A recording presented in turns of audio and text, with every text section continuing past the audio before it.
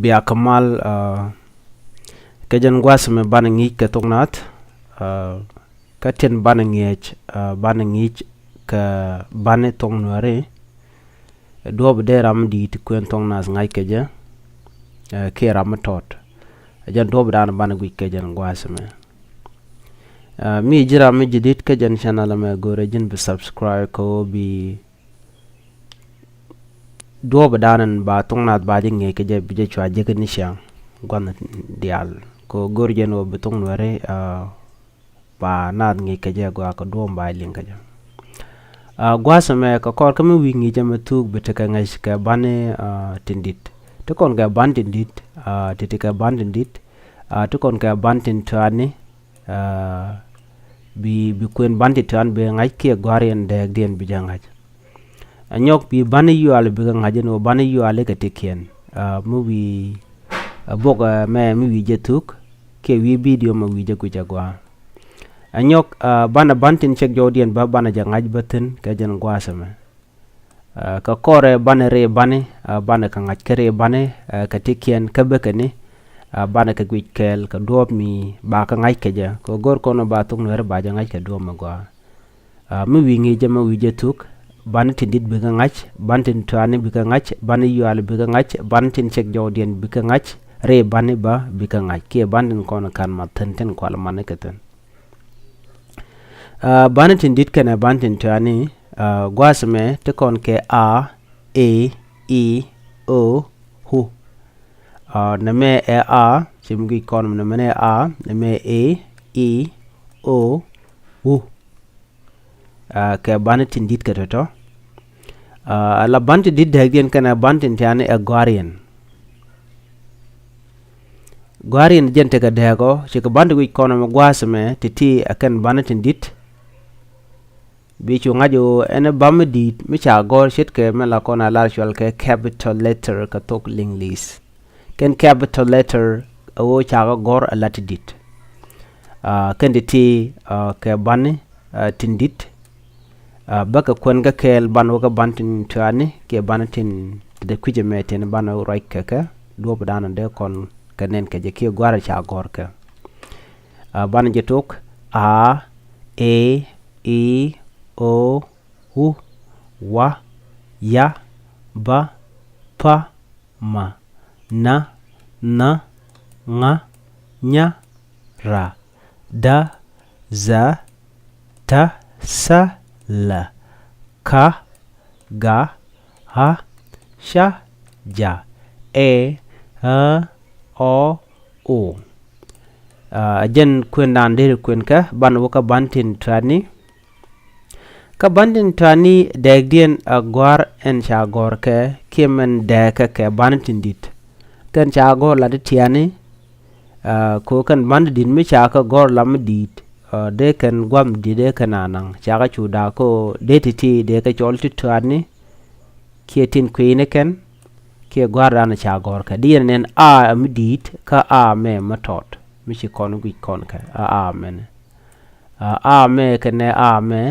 jodien jene kala duno gwarien te ka de no ba wona ka bantin ko ken te jodien te ka de bi chu goro bi deg dien ka gwarien bijangach ka gwada na cha gorka gwas me de kon gu kan banditi kan banatin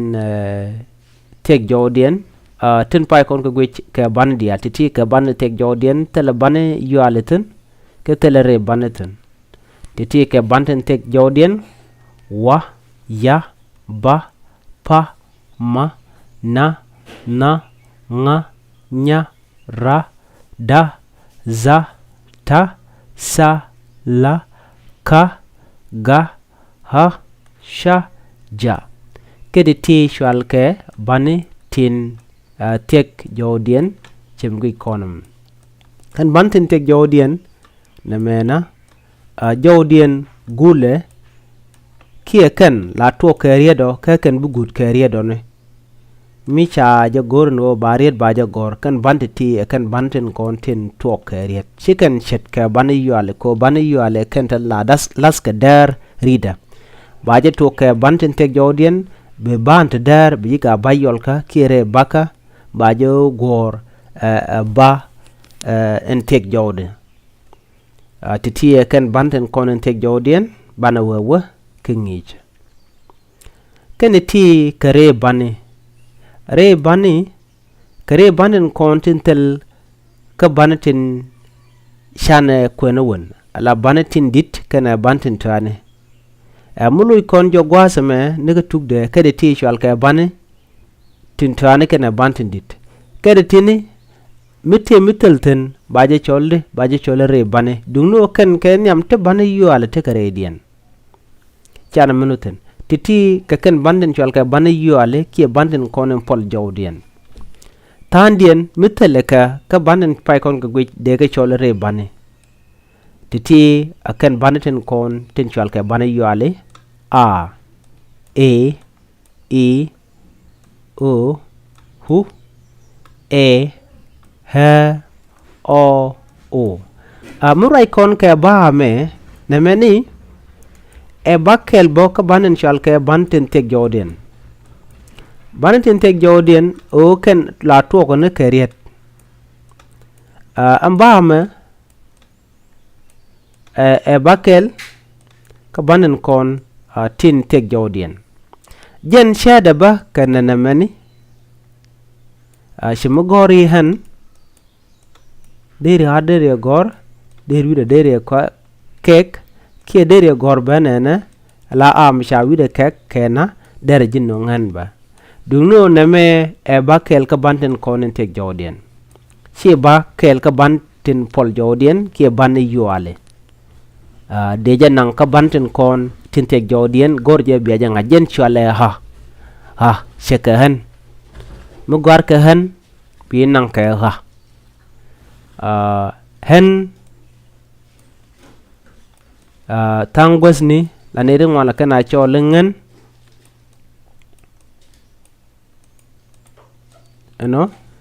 kende ti nama gwara ye ka ha nama gwara ye ka nga me e ba en tek jawde ka ha me e ba en tek jawde alo kan tiken ka da ka gwarian dungno jawdien ajana kelo bana we niam titi ka banden kono pol jawdien kene ti gwasame kenten shwal ka re bane tiken ka dak shimgi kon kama tiken ka dang mudit dag dien a jawdien kana gwarian shika re bakaman yam a me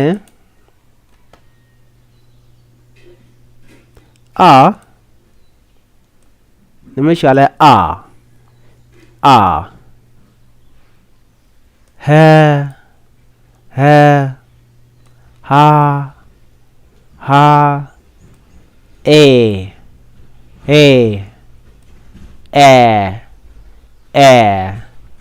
he o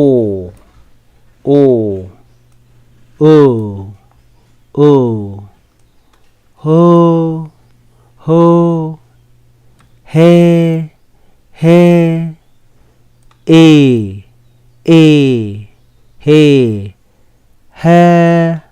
namatetin la tara kaka de kono nangane na he o ho e he kende ti shwal kere bane jawdien te ka dak kede ti akanan kono beni kana longa tungnore mishiga ngaj kare bante ti telemede je nyan ka kwen tongnas gor janojin bedagen bija ngachu mene jawdien ki gwardanan gwarkaka ko tungnore gwaye long mi jiram no go de tungna de je kwen de bante ti de ga tere kaji de kamal ngach mlaka kwen ni shanka gwardanan gwarkaka bana woniam name ke ala ken banden kono gor ke je bana ke gui keriet ke chariet nyuno dongde ka shene ka ke cheka gor kar lam pal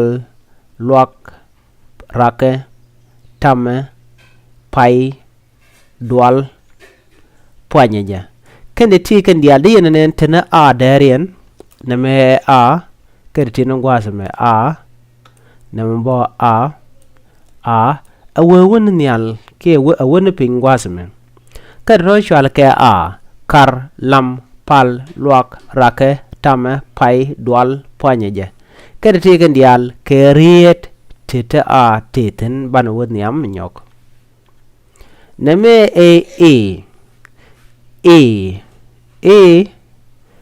bakel ka banen content shwal ka bane yuali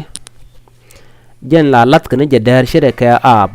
la te darit ka sha to kana jariet bane ka shugu kel kir lik ber tim lis twir dul kil der luek kato shal ke te darian wana wonyam neme shale e bayol ka mutaka jom gol ka banten kon tila ban yuaten pai kon kaling neme mana rieten konten gwara ke bana ga chuling bit lim pis kir lir pik bir shil tik nyit name ngit ala name nga mirping gwasa me alo de gorne o kana gere ngit awewe kente ti ka banten kon tinti teten ke bayol ka mala lat ka ne jadar cha ja to ke riet tit bana wonyo ko bayol ka ko kente ti be ni kana long ajan mo kwa jele gor ka ja ba ka ngai ke je uk luk ut bur kul lut muk tul enono bana wuka wu bayol ka mala laska ne jadar rit ka ba ko kan banen tek tiak akan la to ka riedo ba kulo gor bana yale bana riede tigu kel luk bul pus tuk tur muk ngun kude kende ti kerieten kon tente teten ku la lat kene jader mana woka wa shie bayol ka wa ba en shek jawde menyuno la to kene jariet cha jalas ka derit ka wor wan wut won wang wir weke kene ti kerieten kontin toke wa keke wa ba en shek jawde ka bani tong nas bana right ke kwi yaka ya yang yan yup yup yur yong yer yut awewe kende kan dial ke banetin kon kerietin kon tinde gor ka kwi yaka ala yato ko ne jeriet ko jene ba en shek jawde ba je kulo gor bane tin chwal ka bane yo ale kire bane ya ba en shek jawde mala to ko ne jeriet be chuti de nono bana woka ba en shek jawde she ba yola ki shere baka jen ba en shek jawde mala to ko ne jeriet bana riet ke chunen kel bol menyam bol bot bul bot bier bak ben bir kene tini kerietin kon tinde gor ke tinde togba ko ba to ko ne je riet ban shek jawde jen cha jalas ka derida la lat kene je geka rida ban wa woniam pa e bakel ka banatin shek jotken ke ba en shek jode ban je chulin kel la to kene je riet cha jalas ka derit ka pal pos put pum pur por pal puk pin ken dene ken dial ke rietin kon tin to ka pa ke pa e ba en shek jode milwang nas ko de riet de je to ka gwar ke je ban ten shek jot ken la to ko ne ke riet cha ka lat ka derit ka bana right ka ma bana rietin kon to ka ma bana ka gui kel ma e ba en shek jode shi bayol ka e ba kel ka bantin kon tin shek jot ken te la to ko ne ke riet mun mok mong moang mor ming mis mat mal kendi tini kendial ke banatin kon ke rietin tuok ne ke ma la tuok ne jariet cha jalas ke derit ka ko jen e ba en shek jode shimnen yen mo ka krieta tone ti cha goro wanan niam na e ba en shek jode la tuok ne jariet nas nuer nur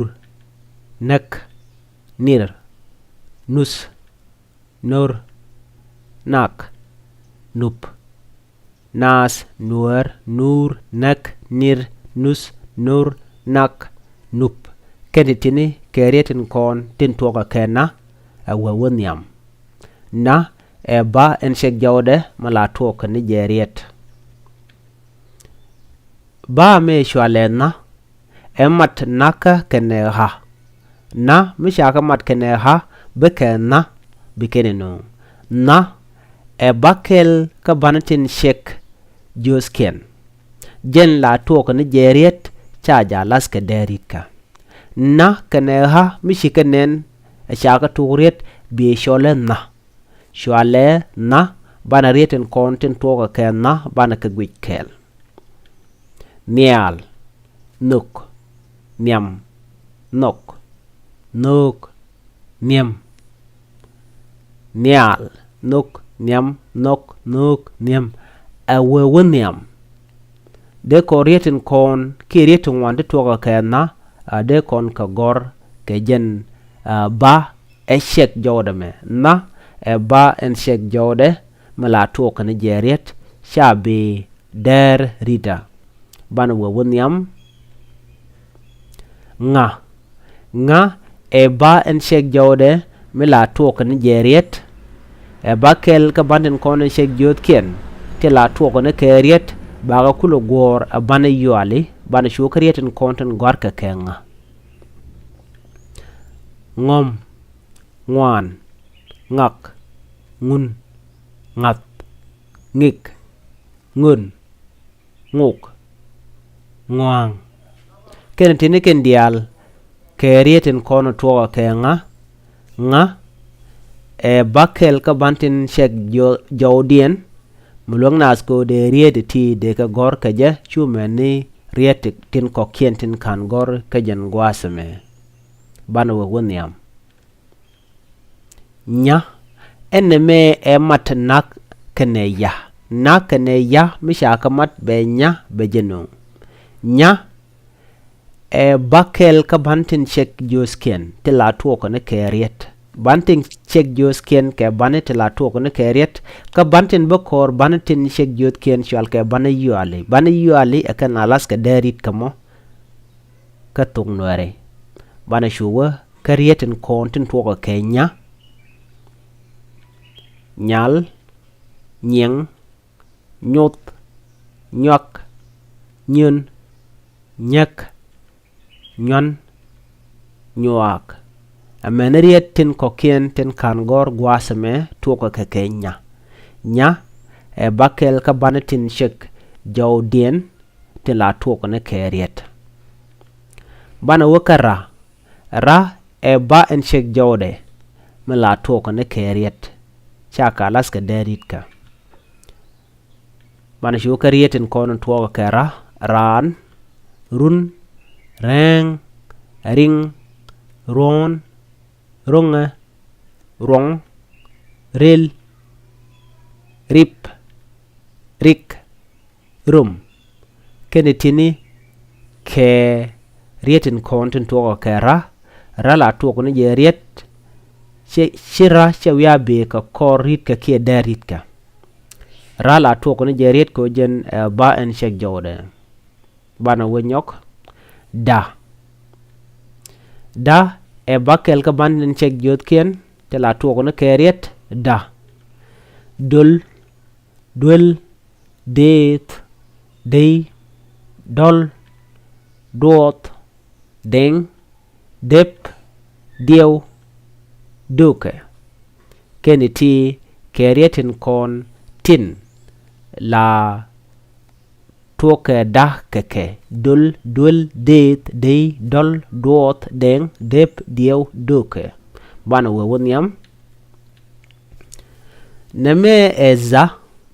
za eriet ki e bakel ka bantin shek jut ken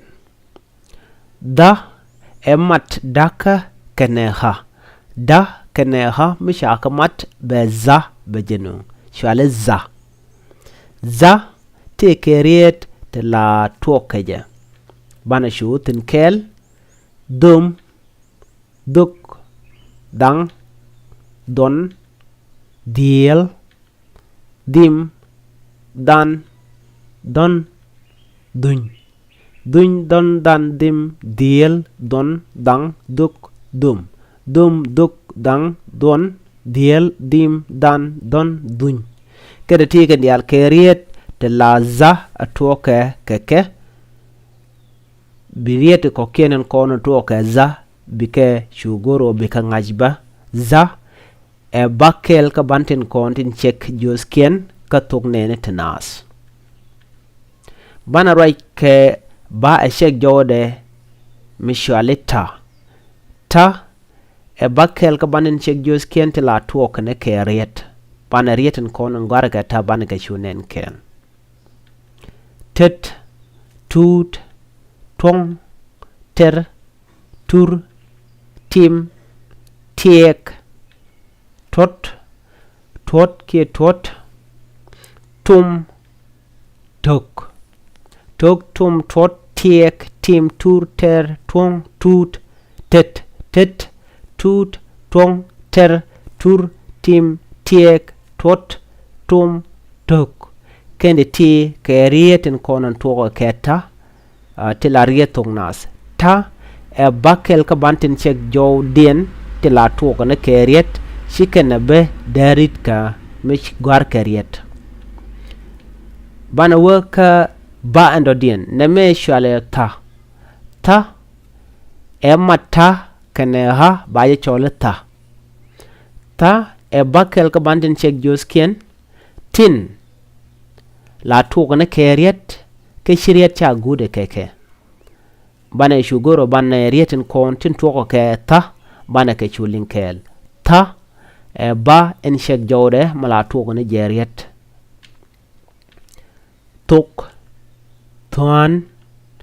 tuñ tar tuk tiang tol tal tik tik tok tuan tuñ tar tuk tiang tol tal tik tik keneti kerietin konten tuoko keta bi shugoro bi kenyoko bi ke kulangach ki bireten ko kenten tuoko ta bi gorno bi ka ngach ka gwaru kake ki nyong dukake bana woke ba me shwale la e bakel ka banen shek joskien mi luang nasko de riet de jeto kaje mu gwar keriet bana shu kerietin konon tuoko la lim luk lam luk, lum, lipe, lipe, lung, long, luak. Kene ti kerieten konen tuoko kella, kella e bakel ka banatin shek jot ken. Bana waka ba anda den ka. Ka e ba en shek jode ka tung nueri mla tuoko na jeriet. Ka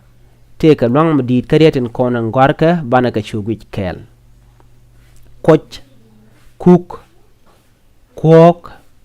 kwang, kon, kun, kur, ker, kwoch, kim, awewe, kene ti kerieten kon tin tuoka keka, birieten ko kien tin de tuoka ka, bi gore bika lena ngajba. Bana waka ga, e bakel ka bandin konen shek jot kien, ke bandi la tuoka ne keriet, bana rieten konen tuoka ke ga, bana ke chunen kel. Gor, gumut, gong, gang, gur, gir, gir, guk,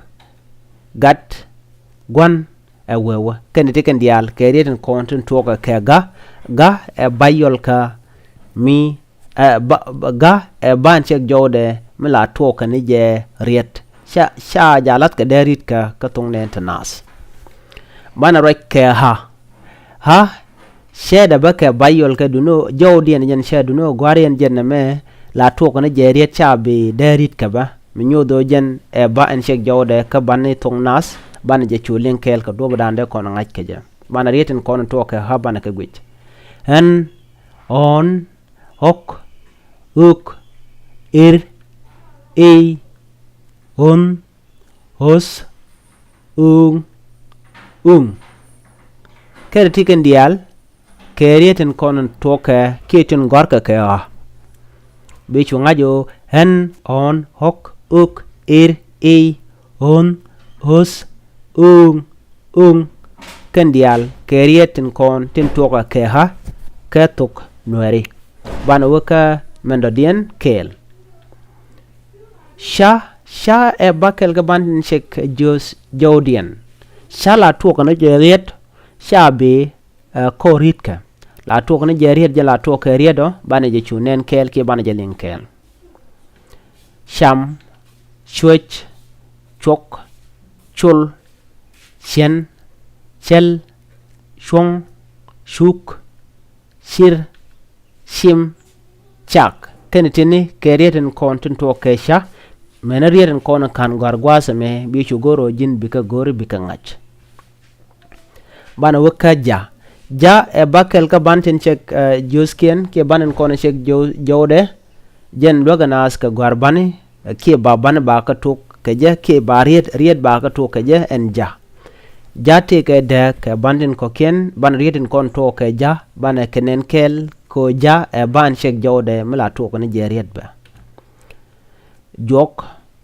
jen jok jwel juk jom jin jik jak jon kede tini kerieten konon to ko ke ja ko ja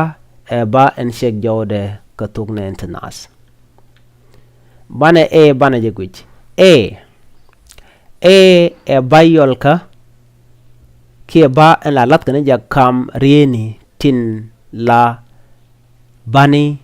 tin tek jodien bande tek jodien ko la to ne keriet ba ku lo gor bana yale e ba yol ka mala lat kana ja darit ka bana rieten kon tin lat ja darien bana ka guj kel tek bel bear biel beng ker ter kede tini di nen tini e te der e chatuk ne je e la te der ko e jene bayol ka bani yuale la tini ken der chatuk ne keriet ne me e e bayol ka ba ki banen konten chal keri bani duno a bayol ka min la laf kan je derit ka bana reten kon laf je derien bana ka chugui kel kwar lek mas shem chwer awewe shwar shem mes lek kwer kede ti kan dial lalat kene derien